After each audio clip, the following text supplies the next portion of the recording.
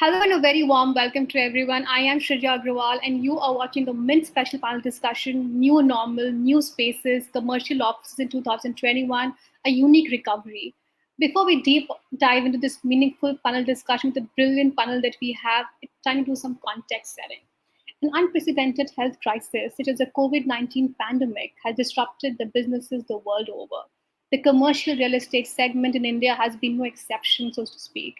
According to experts and various reports, the segment that had witnessed a continual growth, with net absorption touching about 46.5 million square feet in 2019, came to a grinding halt with the pandemic led lockdown.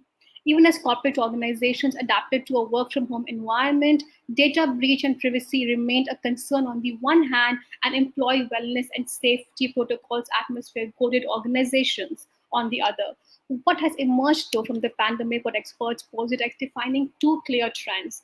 One, of course, is the robust credit worthiness of grade A tenants, which has really come to the fore, with most tenants belonging to the IT industry renewing contracts. The second, the more important, the most pronounced trend is the introduction of new and flexible leasing models that landlords really have to offer. However, the commercial space segment continues to attract global investors, and this can go a long way thus far to prove its resilience. Two large commercial asset transactions in South India towards the end of 2020 are evidence of the fact that the commercial asset story in India is intact. Talking of REITs, or the Real Estate Investment Trust, Bengaluru-based realtor Embassy Group was the first to list, and its maiden listing in 2019 actually showed the way for others to follow. More developers are looking to launch REIT issues during 2021.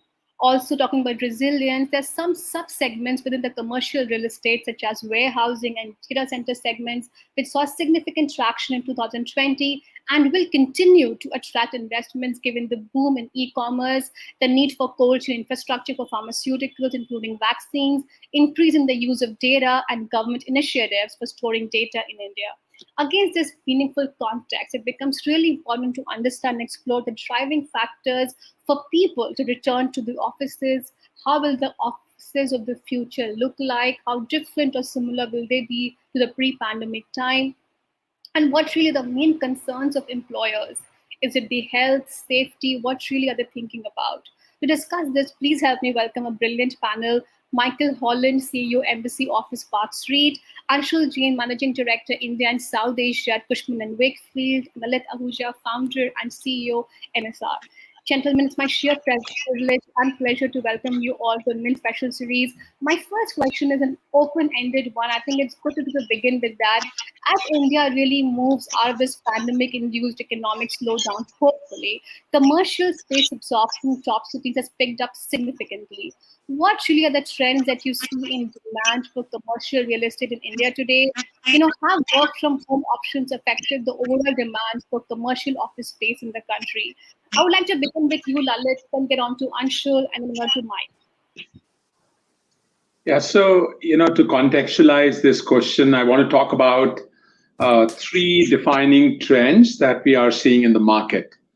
The first one relates to the fact that virtual is not the reality. Offices are going to be back, and how? And that's the second trend. The new workplace is here.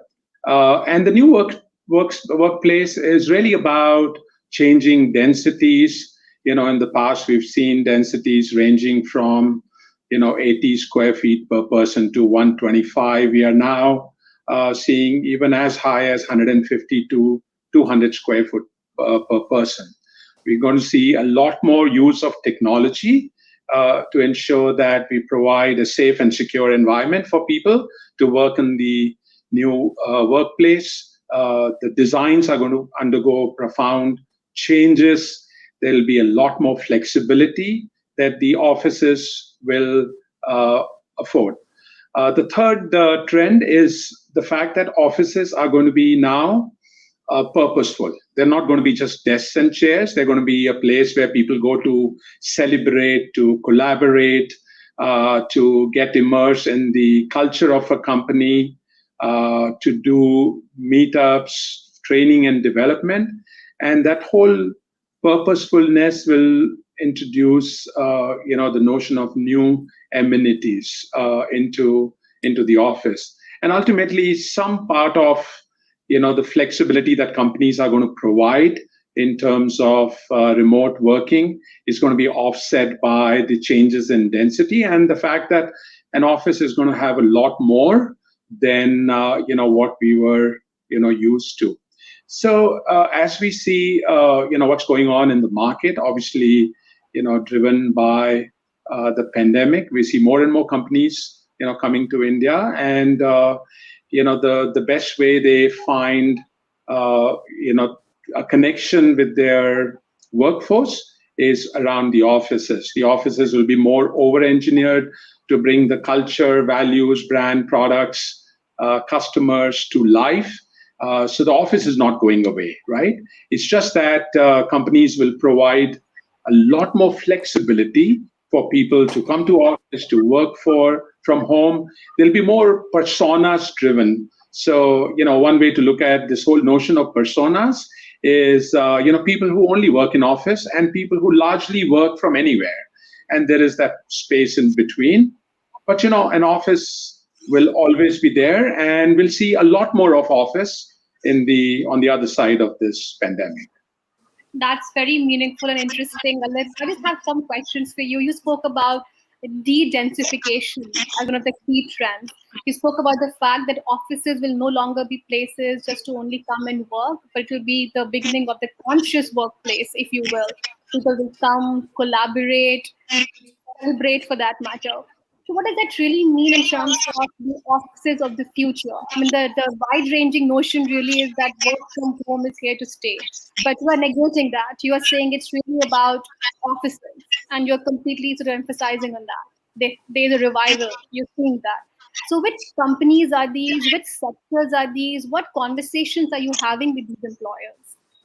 Yeah, so there is a huge market segment of global companies that are coming into India and establishing their own capabilities. And there are several reasons why, in addition to their exposure to outsourcing, they are also establishing their own capabilities. So, some of the key trends are the fact that every company is now a technology company in disguise of a bank, in disguise of a retailer, or a disguise of a hotel or an airline. And there are some foundational capabilities, in terms of planning, strategy, etc., that are employee-led.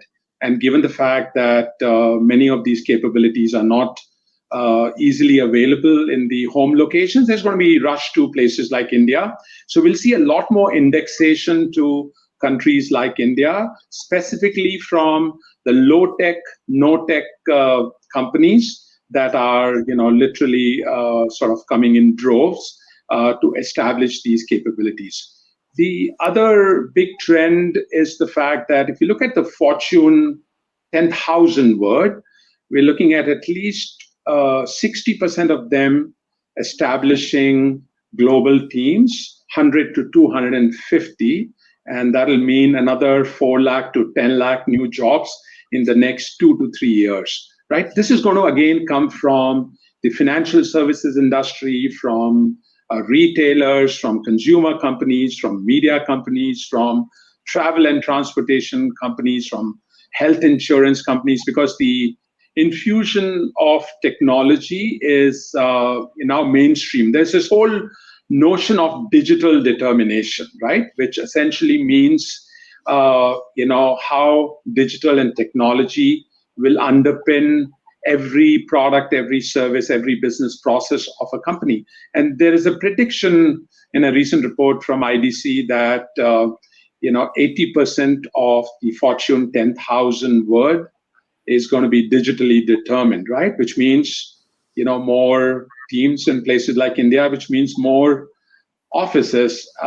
So that's going to be one big trend in the post-pandemic world, because technology is now the new business as usual, right? And where you would build your technology capabilities would be in cities like Bangalore and Hyderabad and Chennai, and that's going to lead to a whole new wave from a consumption perspective. Yeah, that's pretty meaningful. I come to you now, Anshul, just taking it ahead from where Lalit just left, talking about indexation from a low technology market to coming to India. So, what really are the key macro drivers for revival of commercial real estate? And is India uniquely poised or uniquely put in an advantage position? What really are you gathering? So I think fundamentally what COVID crisis has done is it's altered the framework for commercial real estate industry in country, right? So pre-COVID, while we saw the trend of sort of premium buildings and good quality assets sort of emerging, and people wanting to give premium to those good quality assets, I think post-pandemic the entire framework has completely changed.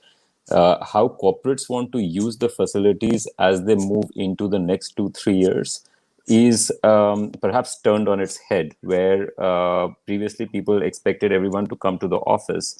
I think there's all kinds of flexible options being considered, whether it's work from anywhere, work from home, work from anywhere, or come into the office, so as to say. And therefore that has a fundamental impact on how the footprints of office will happen, right? So do you want perhaps a big large campuses will give way to hub and spoke model.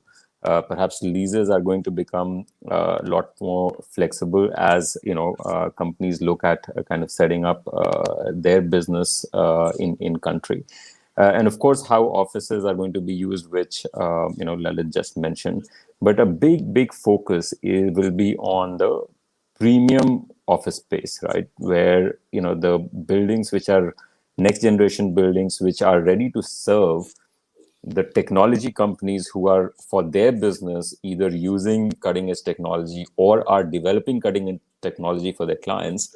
They actually deserve to work in and would want to work in buildings which also enable, which are cutting edge themselves, right?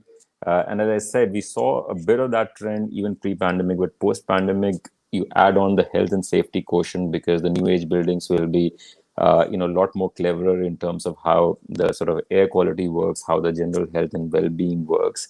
So you add all of that, the ability for clients to pay premium for good quality buildings is actually going to increase, right? So as we look at post-pandemic, I think the market's going to split open into perhaps 2 or 3 different segments. I think the first generation buildings, the buildings which are not maintained very well, the buildings which are not, run by inexperienced players, are going to find much more harder to find tenants and quality tenants. But the institutional landlords and good quality individual landlords who know how to maintain a quality commercial asset and deliver the environment which these tech companies are looking for. And as Lalit said, everybody's technology, 80% of the companies are technology in guise of something or the other. I think people who are able to provide that particular environment are going to do exceptionally well. So I won't give a statement where we say that every building will be full as we go forward. But certainly, I think the good quality buildings, good quality landlords will have plenty of demand and more because of the increased businesses that we are all anticipating as a result of the different ways of working globally, and of course the competitiveness of India, which has only increased over last year or so. So therefore, I think those are going to be some of the key drivers of demand in the commercial asset as we go forward. Thanks, Anshul. That was meaningful. I come to you now, Mike. We heard from both Lalit and Anshul. I want to understand, get your perspective here. Anshul sort of very clearly highlighted that the most significant players would be in the post-pandemic world, the good quality players. And those who really don't manage the asset well will really be sort of taken away in this environment. So what really is the sense that you are getting? I think there's points that both Anshul and Lalit have made that are really important and significant. So this issue about a trend to higher quality. And when we talk about quality, I don't think we're necessarily talking about marble and lighting. We're talking about that complete package, as Anshul said, that those technology companies, and I loved what Lalit said about, every company is a technology company in disguise nowadays. But that complete package that they want. And so the mention of safety, security. A few years ago, security became a hygiene point for international corporations when they were looking for their space. Today, all of those corporations and actually the institutionally backed providers are focusing not just on safety, not just on security, but also on environmental issues.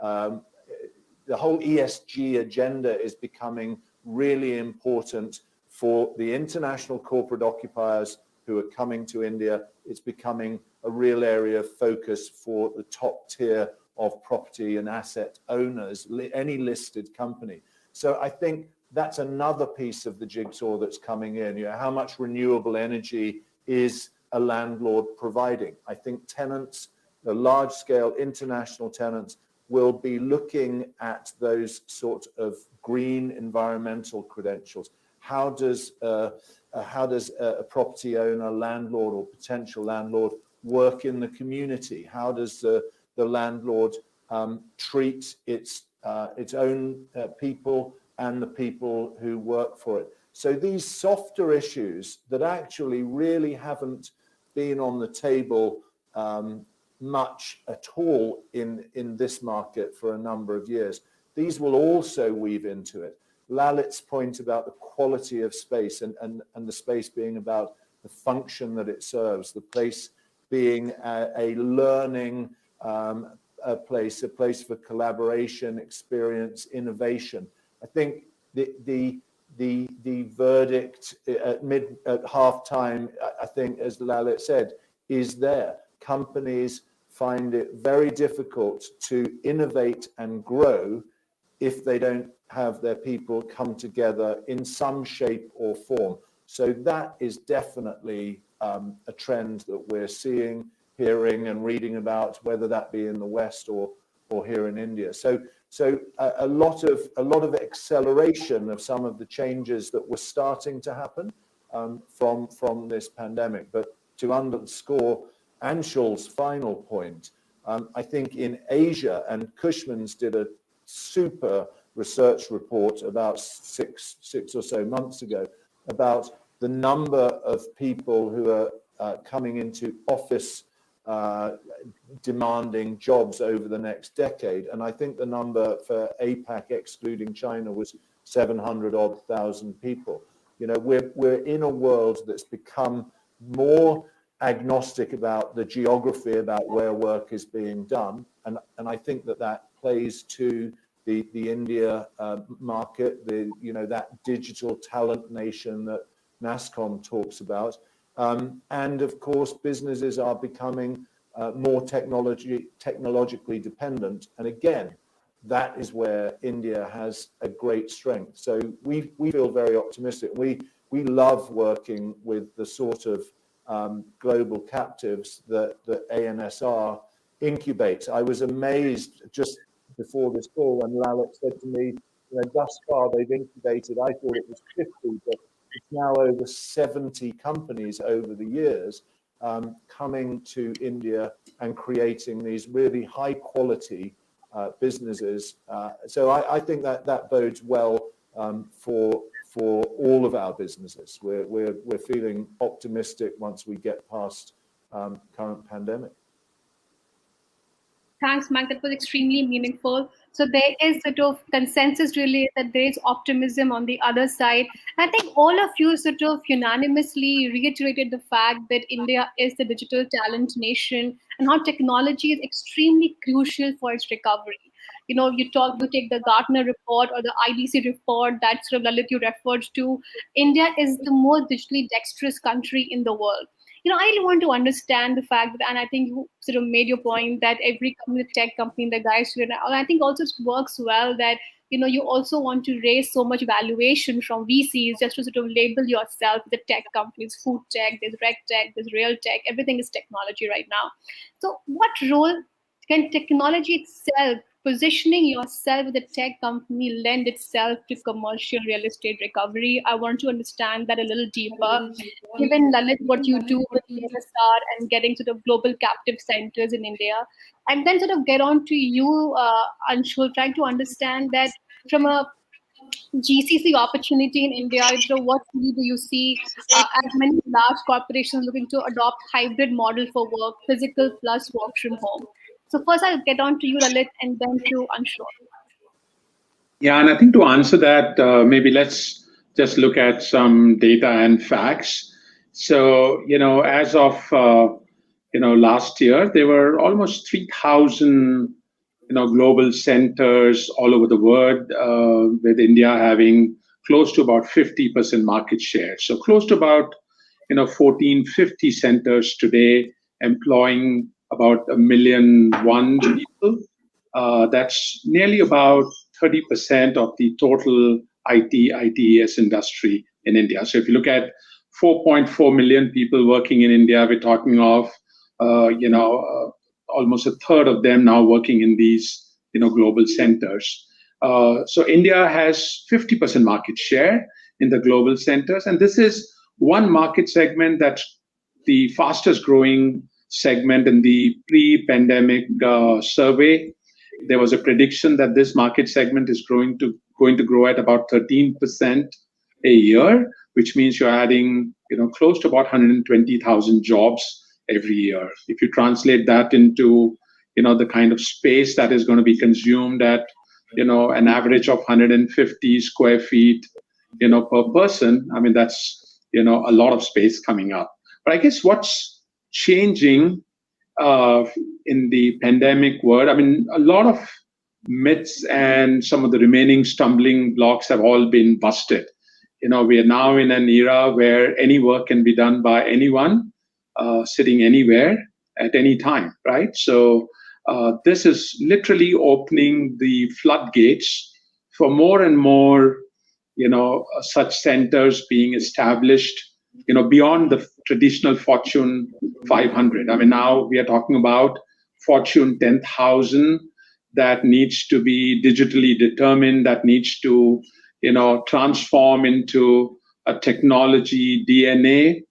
And sometimes it's the paucity of talent in the home locations, but more often it's the profoundness of change that goes with, the transformation of a company into a technology company that lends itself to the remote model that's, led to the growth of the Indian captive industry, and, the real estate industry, has been one of the biggest beneficiaries of this industry. So what we're going to see in the coming, I guess, 3 years, we're talking of another 500,000 to 1 million new jobs coming to India. And these are qualitatively top of the stack jobs, right? These are jobs that essentially will drive the future-proofing and relevancy agenda for these companies. So essentially what it would mean is not only these jobs are going to be qualitatively up there, companies will make investments in the infrastructure adjacencies, and real estate is a part of it. That'll require very high quality premium A-grade real estate to essentially house, these entities. We are talking of, another 1,500 to 2,000 centers being created, in the next 5 years, right? And again, we spoke about the fact that these companies are not cutting any corners or not, giving away the office, because essentially the office is the only way they create a high-touch environment, right? So essentially the purpose of the new workplace is to create an experiential and immersive work environment, which ultimately helps in driving certain business outcomes: engagement, intent to stay, retention, attracting best talent, productivity, info security, etc. Right?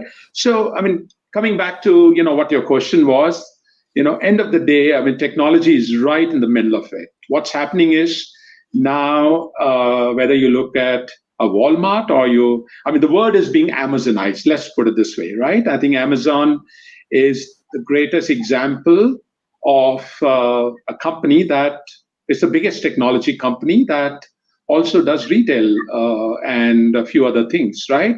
So we are seeing across sectoral Amazonization of businesses, which basically means with technology getting into the heart of everything, there are not too many places where you can find quality, scale, and the resiliency and the adaptability that you find in India. And that is the connection, right? The fact that the digitally dexterous workforce is now coming to the rescue of the word and ensuring that the word ultimately will be future proofed and will stay relevant. One last point I want to make in this context is the fact that what is not often spoken about is how some of these centers are literally the future of the Fortune 500, Fortune 2000 word. They're doing work that is keeping these companies afloat, right? That is getting a lot of these businesses back into business. And again, technology is underpinning this entire, survival and the, competitive strategy for these companies, right? In a very roundabout way, it ultimately comes back to the home that these companies give to their workforce, which is the workplace. And interestingly, the workplace is changing, which will obviously augur really well for the industry in India. That was lovely, Lalit. Thank you so much for that insight. There's a joke in the valley if a retail outlet goes bankrupt, it says, oh, I got Amazon. But I like the terminology that there's a larger Amazonization of technology happening, and you sort of alluded to the Amazon phenomenon. And sort of that sort of is a great segue to my next question to you now, Anshul. That's really, so what is the constituents of the future workplace? What is the future workplace model looking like? There's huge demand, and it's clearly, where India has unique advantages. Technology is driving the macro driver. So if I were to sort of talk about the future workplace, is there a model for it? What the constituents that define a future workplace? Help us demystify that. It's $1 million question, I'd say. And we still, I think the whole industry is developing its thought process as to how the offices would look like, right? And here is some hypothesis that we have, and some of it we're beginning to see, right? So first of all, pre-pandemic, the need for space had a direct correlation. It was very linear with number of people you employed, right? So it is very simple. You're employing 100 people, you want 100 square foot per person. If that was your company average, you needed 10,000 feet, right? It was as simple as that. It was linear. Now, what's happening now is that the decoupling has started to happen from the number of people to the space actually required, right? Because I think one thing is very clear, that we will not expect 100% of people coming back working from office 100%, right? So there would be a section of population, perhaps on a rotation basis or on permanent basis, working from home or working from elsewhere or anywhere, whatever you might want to call it. So that phenomena is here to stay. That's not going to go away. Having said that, what Lalit said, that office being the focal point, or office being the melting pot where people sort of and something which kind of energizes people and motivates people, and when ideas are formed, innovations happen. That's not going to go away either, right? So what do you do, right? So I think what's going to happen is that innovative ideas are going to emerge as to how do you want to engage your workforce, right? So some of the ideas I've been hearing is to say, okay, could you classify people in years of work X, right? So you could say that if you are, just a fresher out of the campus and you've been hired by a company, you need to get that fresher and the batch, immersed in your culture. You've got to sort of, train them. You got to make sure that they've got enough direct coaching, mentoring, and supervision. So that they are off the, they learn and their careers are looked after and they're off from the career perspective. And therefore, is there an idea where, for the first 2 or 3 years of your work, you're largely required to be in the office, right? And then as you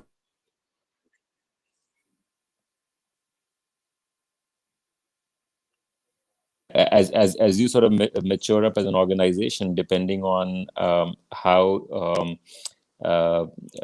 your particular work style is and what is the kind of work that required, you could get more flexibility. The other bit is you'll see massive training centers, because as people are away, they'll probably need to be brought in and trained, and there'll be more frequent training. The third is areas for cultural immersion, right? So you bring in people not for work, but maybe for frequent town hall, for frequent just meeting, greeting people, etc., etc. You'll probably see a lot more innovation labs emerging, right? Because you need that collaboration. You probably need a lot more meeting space emerging, and maybe a lot less me space, right? So we used to have that me space and we space and us space. So I think a lot more we space and us space, but me space perhaps will disappear, or not disappear. It'll reduce significantly. Then comes the fact of the whole kind of social distancing. Now I think that's a hard one, and in particular, we don't see social distancing to continue as a trend. I think once the vaccinations are done, now don't get me wrong, that does not mean that we will de-densify, because India had come down to 100, maybe even 80 square foot per person. I think Lalit was being very generous. We've dealt with clients who want 60 square foot per person, right? And just about 10 years ago, this average was 120 to 150. Global averages are closer to 200 square foot per person, right? So you'll see that de-densification anyways happening in India, because that was required anyways, in my mind, from health and safety perspective, and pandemic has just kind of reinforced that. But what you will see is, less personal desks in office, and an office more looking like everything that I said: training, innovation lab, town hall, cafeterias, and a place for people to congregate, to immerse themselves into the culture of the company, and so on and so forth. We are actually building a first post-pandemic office, and we are experimenting with a lot of those things. But I think this will evolve over the next 1 to 3 years, and where we'll truly see where the design actually sits after that. That's interesting, and that's a tough one. I think a lot of people are sort of putting their brains behind it. I come to you now, Mike. You heard both your co-panelists. I want to understand from you that before the pandemic really happened, CEOs behaved as if the black swans like this don't exist. Abnormalities don't really happen. And I think they have been jolted out of their black swan blindness. So, how will people measure risk in the post pandemic environment? You are building a large organization, embassy in India here. From here, how will you account for risk in your business? And that's the second segue to my question that, we all spoke about the latent demand that, commercial real estate has this in country for a variety of legitimate reasons. I mean, we have data talking about this. But do you really think that the recovery will really happen soon? Because I mean, we are very very fragile as an economy. I mean, look at our GDP numbers, and now there is like second wave of Corona doing the rounds. So how do you measure risk in such a dynamically shifting environment? Really? I mean, I think the word that you use is agile. I think that you need to have a business that has some level of flexibility to pivot to the areas that you see that may have changed. I mean, but actually in our business, in high quality office businesses, the conviction that we had about certain trends, I think actually are getting accelerated. So the conviction that we had about a need for more flexibility, of higher quality, a responsiveness to the customer, which is the tenant, I think we just double down on those things. Our commitment and confidence that what we do in terms of providing, we call it the total business ecosystem. Anshul was talking about changes in the future of office. We actually see that being outside and beyond the office space that a tenant leases, and actually the whole community that we're endeavoring to build, those business parks, so that instead of the town hall that Anshul mentioned, that companies bring their people together at their office, we build a conference center within that business park so that the tenant, the office occupier, doesn't need to make that provision. So it's more efficient for that company. And I think we need to double down on some of the assumptions that we had about where the market was going. Lalit's comments about the addition of between 500,000 and 1 million individuals in this global captive space over the next 3-4 years. Those companies are all going to have that focus, as I mentioned earlier on, around environment, and their employees are focused on it. They're going to have a focus on what am I doing in a contribution to the greater society that I'm around. So we had those views before the pandemic. As we look at it now, we say these things are doubly important and we need to double down on that, creating those additional provisions. One of the companies that Lalit incubated, actually, the business leader, it was a South American company, the business leader said to me, my people come to the office for breakfast, lunch, and dinner. They have their food in the office. They live in the office. They live in this environment. So for us in our business, we're looking at how do we make the environment outside of the physical office in the overall business parks, how do we make it appealing, attractive, efficient, high quality, and compliant for, we also view those individuals, those employees as our customers. So our customer in a B2B sense is the corporate, but a customer in the B2C sense is those 200,000 people that might work on our park every day. And that's it. I think the agility that you're referring to is we're just doubling down on some of the principles that we had pre-pandemic, because fundamentally at the bottom of it, India is in a great position post-pandemic, in that technologically advancing world, in those 80% of businesses disguised as technology companies.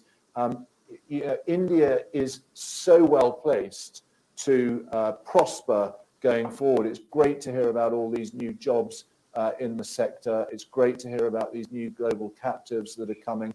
And it's the job of people like Anshul and myself to respond to those needs of those customers like Lalit and his businesses. And to add to what Mike said, I think if you just look at the cost factor around this, and the cost competitiveness of India probably just went up a couple of notches in the last year, right? Because you think about no wage growth for a whole year, that's generally about 10%. You think about dollar appreciation, dollar became dearer by about 10%. And then, the real estate costs, which were going up by almost 5% per annum, has taken a halt, maybe for, maybe a year or so, right? So, you got three of your major costs in running any operation. It's cheaper than what it was effectively in 2019, at least for some time. So your cost competitiveness has gone up, which is clearly going to and is already contributing to a faster growth in the GCC and other tech businesses in India. Okay, that's interesting. Well, if you want to add to that.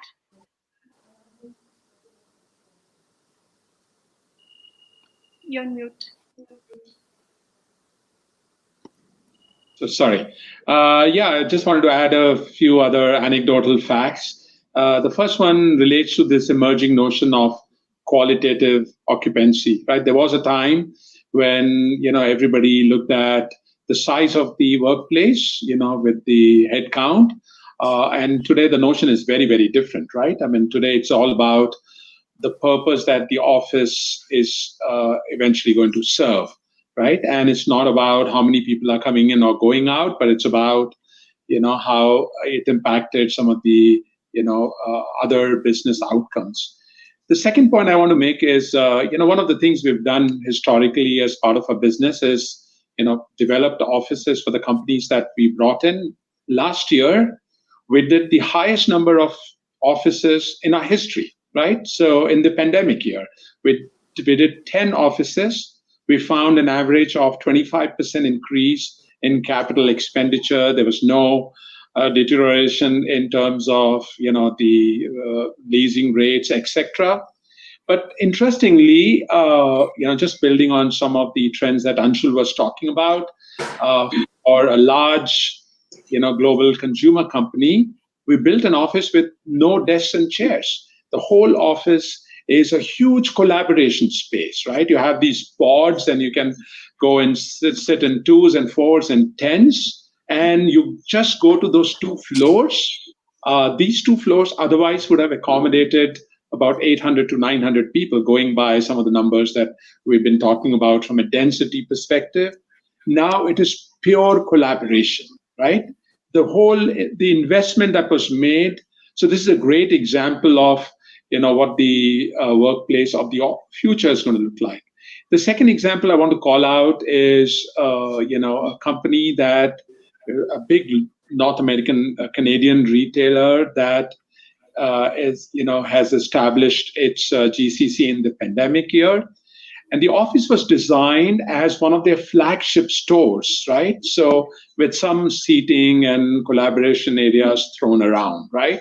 So essentially, now you are in a highly, immersive experiential environment. And just look at what it does to people. And the rationale was in a travel disrupted world that we all live in. So one of the things the global capability centers have done really well is to move people back and forth, right? So that, teams and cultures and, the knowledge gets connected across the ocean. Now, with all of that disrupted by pandemic, the office takes the center stage in terms of serving that purpose, right? So the store is the new office, right? So what the business of the company is, or what the products of the companies are, and therefore, as you do your work, whatever the work is, you are constantly under the influence of what is expected out of you, right? And that's one sort of indication in terms of the workplace of the future. And the last example I want to give is a major American airline, where the office has live streams coming in from the major airports. You're sitting and doing work, and you can actually see planes taking off and landing in real time, right? And there's no better way of bringing some of these things to life. So there's a lot of creativity. Companies are, innovating around innovation in terms of how to bring the culture and the business to life in a world where travel is sort of impacted. I think it's such a lovely conversation. We can just go on and on. I think just to sort of get insights from all of you on how the workplace of the future will look like. I think we spoke a lot about opportunities, but tell me one thing, what about the challenges? So if everything is so optimistic and so nice and so hunky-dory, why are we talking about the fact that commercial real estate is not done really well? So what really has like a snag there then? Perhaps Mike, you want to take that up? The challenges? Yeah, so I think I think we're all sitting here smiling and hearing such fantastic stories about all these companies that are setting up and growing here in India. It's really inspiring to hear Lalit and what ANSR are doing, and I think it just underscores our view that this sector of business in India has an absolutely fabulous future. I take issue with your comment that commercial real estate hasn't been doing well. I think commercial real estate over the last decade, maybe Anshul would be an objective commentator, but in India has done extremely well. And in fact, just pre-pandemic, there was a 60 million square foot gross leasing. It was a record year for India in terms of office leasing. So, of course, it's come off during the pandemic, but still, even in a pandemic year, the quantum of office space that has been leased in the major Indian markets is substantially more than most markets anywhere in the world. I mean, a stat that we sometimes pull out, Bangalore over the last 5-year period pre-pandemic, Bangalore alone leased more space than Hong Kong, Beijing, and Shanghai combined. So, and that also, you could pull similar stats about major cities around the world. So the office market in India is changing radically over the past few years, and that will continue to change. It's definitely getting better from a qualitative perspective, and that matches what's happening in urban India around people's economic position, people's aspirations around quality, the drive towards better governance across the country, which is of course to be welcomed, and great progress has been made. So all the positive changes that have been happening in India over the last decade, perhaps, I see, you know, we're in a place that that trend is going to continue. We've had a blip in this pandemic year, just like the whole of the world. But I think the future, for the reasons that we outlined around technology in particular, is extremely bright. Okay. Yeah, thanks, Mike. I think I just sort of add to that and maybe focus a little bit more on challenges. But a couple of interesting points is that only India and China last year 2020 had a positive net absorption. All other countries actually shed space. The challenge when you said that in commercial real estate is not doing that well, yes, it did not do well or as well in 2020. But sometimes you are a victim of your own success, right? 2019 was just a phenomenal year. So if you compare commercial real estate of 2020 to 2019, it looks very poor. But if you compare that to a 5-year moving average, which is 2014 to 2019, the 5-year average is only about 33 million square foot a year. And that's, by the way, pretty good demand. Net, I'm talking about. Gross was about 45 to 50 million. So that, by the way, is pretty good demand. And that was pretty much what happened in 2020, maybe slightly less. And we're definitely going to bounce back in 2021 around that. The other short-term, there's definitely short-term challenges, right? Because if with the second variant now, before the second variant and before this particular wave, a lot of companies were actually moving forward. They're coming back to office dates, and certainly with this peak, they'll start moving it backwards again, right? So there will be, obviously, there was a challenge in 2020. There will be challenges in 2021 in terms of whether we want to expand today or whether we can wait for another 6-9 months. So yes, there are short-term challenges. There's no doubt about that. The other big challenge to the industry would be as flight to quality happens, and as I said, the good quality buildings don't need to worry about it. But as the flight to quality happens, a lot of firms are going to take advantage of this situation and cut a bit of fat in real estate that they were carrying, and that fat would be in form of first generation buildings, right? So you'll probably see big corporates vacating first generation buildings, and that would create perhaps media bites, etc. But at the end of the day, it's a bit of fat. It's old first generation buildings which then give a huge opportunity for large institutions to buy that, refurbish that, bring it back into the market as brand new buildings, which anyways is required, right? So while we sit here and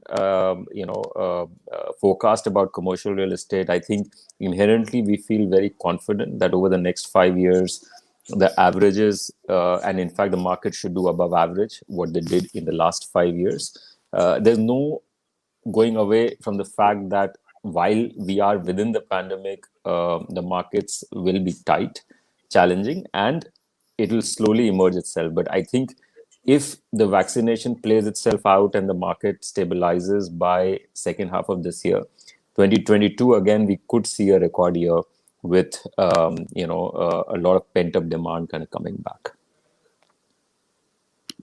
Thanks, Anshul, for linking that so clearly for us. And 2022 can be a record year for us again. And also there are some short-term challenges, albeit we spoke about opportunities, challenges, where we are headed. the future workplace. I think it's really time to talk about real estate as an asset class, really from a REIT perspective. And Mike, I would like to sort of bring you in here. I mean, yours was the first REIT to be listed in India, and you have shown the path for the developers to do that. I want to understand from you that why should one really invest in REITs, and how does it prove to be a resilient asset class?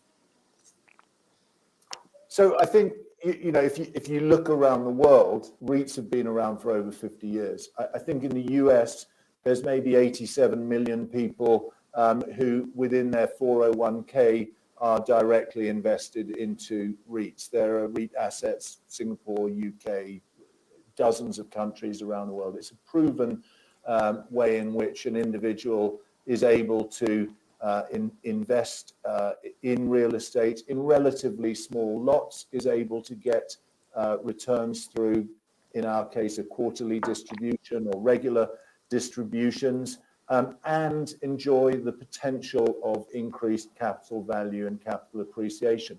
So it's a proven model. It's new in India. Not so new. We finished 7 quarters of distributions, and we've got an 8-quarter final year results coming in a month's time. We expect that we'll continue that trend. We started with 4,000 unit holders here in India. Today we're 10,000. We're not at 87 million. Will we get there? Will India become that market that has that scale of investment? But if you have a strong underlying customer base, which in our case are the types of companies that we've spoken about, these technology supported companies, these global captive centers, strong covenant, many of them international, some of the best Indian international companies as well. That gives you the cash flow. And as long as, of course, as an owner, an asset owner, we are actively managing to deliver to those customers what those corporates need and want, again, what we've spoken about, then as we've shown through this pandemic, one is able to be resilient in the face of these challenges and to continue to pay those quarterly distributions to our investors. I think the fact that now there are 3 REITs in India, and the third REIT did very well in terms of attracting domestic demand, I understand, is a testament to the fact that the Indian investor base is beginning to understand the attractions of the business. Yes, we did have a successful REIT listing, I think, South Indian developer in 2020. I want to understand from you, Mike, that, all REIT developers sort of talk about the fact that, we have high governance standards and we do good distributions. And as you mentioned, that we have had a successful REIT listing. Yours was very successful first outing. I want to understand, how is one different from the other? And, how important is the underlying business when it comes to performance of a REIT? And what must investors really consider before choosing to invest in a REIT, really? Yeah, so the underlying business is what it's about. So you can have anywhere in the world, you can have a great performing REIT, you can have one that is not performing so well. You have to look at what's the underlying business, what's the sector that's doing well. In the US, if you were in a bricks and mortar retail REIT at the beginning of the pandemic, you wouldn't be looking so happy today. We're in a sector, the office sector, in a market, India, which we believe, for all the reasons that we've gone through, has a very bright and strong future. We're in a business that has strong underlying covenants from our tenants, which again is witnessed by or proven by the fact that we've collected 99% of our rentals over the last year. We are in the right location. We look at Bangalore and talk about it as, the number 1 technology exporting location in India, which, as we've seen on your screen a few times, is the digital talent nation. If I'm in the wrong location, offering a great product to a great covenant customer like an ANSR, that's not going to wash, because I have to be in the market that customer wants to be in. So it's all about your underlying business. It's all about how you run it. You run it in the interests of all unit holders, whether they're holding 1 unit or 1 million units. The governance structure is important. You're playing a game for the medium to long term. It's not about a pop today and away you go. People are invested in REITs, again, in all markets around the world. They generally look at REITs as a long-term investment. And indeed, I think in the US, if you go back over the last 25 years and compare with S&P 500, the REIT has outperformed over that period of time. We've delivered 28% over the last couple of years in terms of dividend and capital appreciation. You have to look at the underlying business, though. It's not about saying, every REIT can and will deliver that. The underlying business is the key. Yeah, thanks, Mike, for that. That's meaningful advice. And thank you, gentlemen. We had a very meaningful, lovely conversation. We spoke about various facets of commercial real estate. But before we conclude, it's time for quick rapid fire. And I would like to get you, Lalit, on the screen here. What are you Netflixing these days? Quick answer.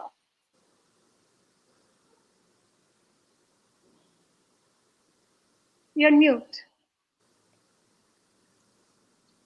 Yeah, I think, we are working a lot more. So, obviously you need some, Netflix to, get back to your senses. So, just about everything that can, just help you, cool down, calm down from, the daily stress at work. Okay. If you were to change one thing about commercial real estate in India, what would that be? I think there's been good, steady progress in terms of, sustainability, quality of buildings, the ecosystems. And I'll do a lot more of what has been done over the last 3-4 years, just to focus a lot more on building communities, on quality, on, building very strong relationships with the occupiers, sort of giving back to the world around you. So, that will be my wish list.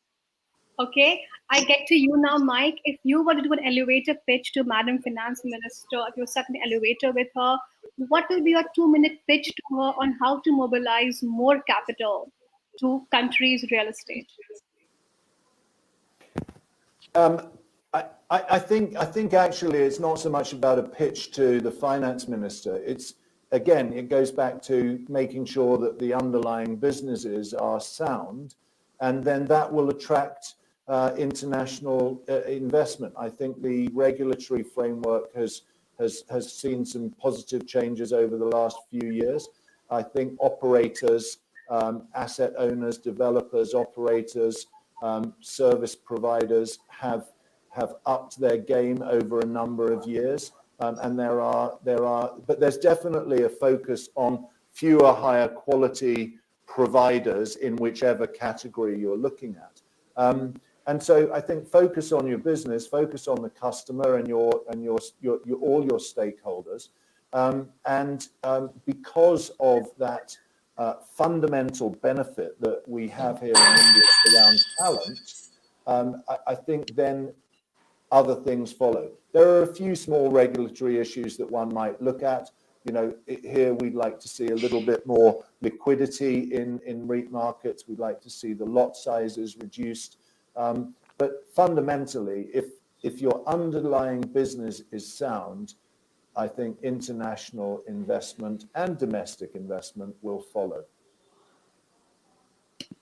Your favorite office building globally, or any piece of architecture that has really fascinated you? My word, so there are two buildings that come to mind, and one, I have to say, I always really enjoy meeting Lalit at his office in Manyata for a coffee. I genuinely mean it. I mean, you go into his office and it's all those things that he's described. It's places to meet. And the people that you meet in those types of one of his customers who he created, the BPO, you go in there are video walls, there are lots of young people doing amazing work for people over there in the US. So I could come out with a few great examples, but seeing what these international companies are doing sitting in parks here in Bangalore or in India as a whole is really inspirational and really exciting. So it's probably better that I don't name those specific places, but there's a lot of them not far from where I'm sitting. Okay, I come to you now, Anshul. Do you think the commercial real estate recovery or its future is going to see a turnaround, which will be a quick one recovery or a slow and sluggish one? Quick. Okay, and what is it? 2022, as I said. And what is it about this sector that excites you the most? I think the constant innovation, the designs, the architecture. I mean, look at India. I mean, you look at last 20 years. You can walk, and you can see the buildings which are first generation, which were early 2000s. Then the next generation around GFC. Early this last decade, late last decade, you have buildings like. Now, very proud of buildings like Maker Max City, Horizon. Who've created that environment Lalit was talking about, which we didn't think was possible in India even 5, 7, 8 years ago, right? To create that kind of environment and attraction for tenants for the larger ecosystem, I think it's amazing. So love the space. Okay. I would really like to see your Birkin or a cheese grater in India also soon. I think the London building is really fascinating. The Bloomberg building out there. I think that's really. You know why? Just because you said cheese grater, very quick. You know why cheese grater came into place? Because St. Paul's had to be seen, according to the planning of London, St. Paul's had to be seen from 4 far corners of London. And when they were building cheese grater, it was blocking view from one side. So the building had to fall away, while therefore it looked like a cheese grater. But that's, London and its control on planning. So, yeah. Absolutely. We do have some questions from the audience. I just wish this conversation were to go on and on, but we do have time. I think it's extremely interesting. There's one question on Aniket Kumar. What is your opinion on hybrid era? So hybrid? Hybrid era. I think it means work from home plus. Yeah, I think we've spoken a lot about it. I think there's no question that going forward, whatever work will be is going to be lots of flexibility, lots of work from anywhere kind of situation. But office remains very important. I think that's pretty much our conclusion. That's an interesting question. What happens to co-working spaces? Will you see a consolidation happening there? I can take it. So I think clearly consolidation, yes, because anyways it was a new industry and there's lots of, so it's a typical business cycle for any industry. But interestingly, I think what's going to happen is that co-working has anyways morphed or pivoted into managed workspaces, right? And they will become providers of capital and providers of flexibility. So you'll see more and more tripartite transactions, and we're already seeing some of the largest global occupiers going in for tripartite transactions in India, where you've got the landlord, you've got the operator. Now, what the operator does is it provides capital and flexibility to the occupier, and then there will be an occupier, right? So again, you'll see larger players surviving, players with deeper pockets and ability to create that environment will survive and do well. So not really co-working, but managed serviced players. Anybody would like to add to what Anshul just said? Any of you? No, completely agree with how this industry is sort of moving, and I think it's going to be more mainstream in some ways. The DIY concept is going to give way to more tripartite arrangements that Anshul was alluding to. Okay. Thank you, gentlemen. I think we had such a lovely conversation. Until the time we see you next, goodbye and good luck. And thank you again for putting your time and energy to this. Thank you so much. I thoroughly enjoyed the conversation. Thank you so much. Thank you. Thank you for having us. Thank you. Bye-bye. Thanks.